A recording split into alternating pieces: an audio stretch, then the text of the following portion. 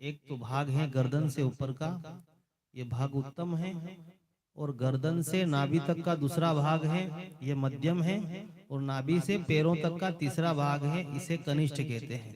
ये तीन भाग अपने शरीर के बने, और तीन गुण भी होते हैं। त्रिकुटा पर्वत पर जो है हाथी रहता था। तीन जगह यानी कि बुद्धि जो है तीन जगह फंसती है, जीव को तीन जगह जाकर विचलित करती है, काम, क्रोध और लोभ। इन तीनों में जीव को फंसा देती है। उस सरोवर के अंदर एक बहुत बड़ा ग्रह रहता था। हाथी जो है अपनी मस्ती में उस सरोवर में स्नान कर रहा है, सूंड में पानी भर भर करके अपने परिवार के छोटे बच्चों पर, अपनी पतियों पर वो पानी की धार छोड़ रहा है, स्नान कर रहा है, जल क्रीड़ा कर रहा है। अचानक वो ग्रह आता है और हाथी का पैर पकड़ लेता है, और उसका पैर पकड़ करके उसको पानी में ले जाता है। हाथी तो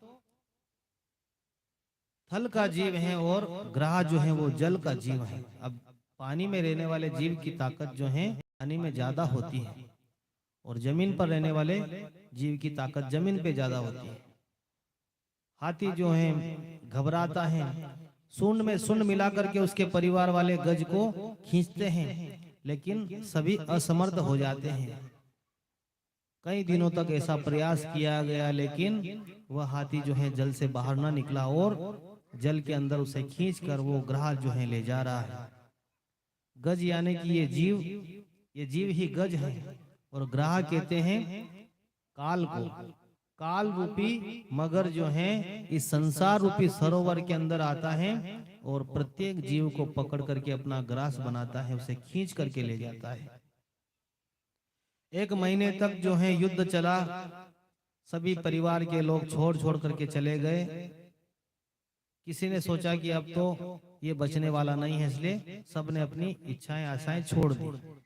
ऐसा ही जीव के साथ होता है। परिवार में कोई मृत सैया पर पड़ा हुआ रहता है, कई दिन हो जाते हैं अन्न जल छोड़े हुए, तो सब लोग विचार करते हैं कि भाई अपना काम भी करो, एक आध को छोड़ दो इसकी ध्यान रखने के लिए, क्योंकि अब ना तो ये मर रहा है, ना कुछ बोल रहा है, ना कुछ खा रहा है, अब कब तक इसके लिए बैठे रहो।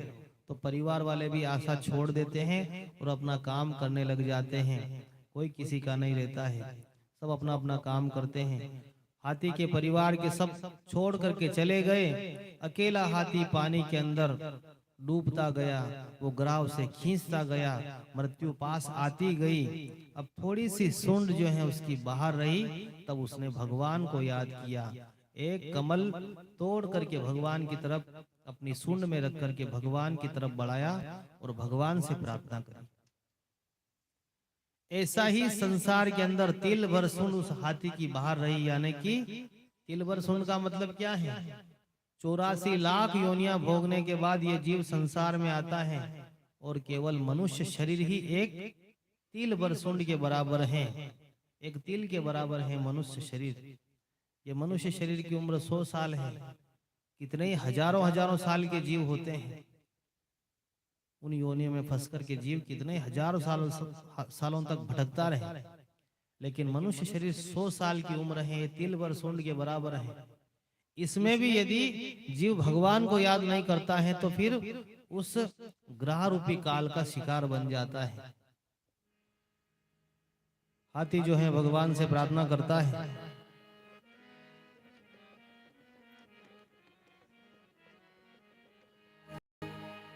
मेरे दीन बंधु भगवान रे, गरुड़ पे चढ़ कर आ जाना।